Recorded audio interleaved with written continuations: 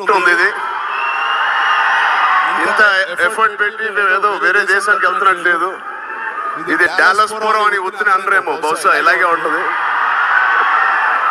Dallas లో ఉన్న వాళ్ళే కాదు, మిగతా స్టేట్స్ లో నుంచి వచ్చిన సినిమా అభిమానులందరికీ పేరున థ్యాంక్ యూ.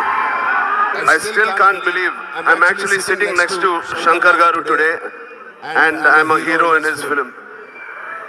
ఎన్నో సార్లు నా లైఫ్ లో శంకర్ గారిని నేను చెన్నైలో కలిసినప్పుడు, లేకపోతే ఆయన హైదరాబాద్కి వచ్చినప్పుడు ఆయన నన్బన్ ఫిల్మ్ కి నేను గెస్ట్గా వెళ్ళాను.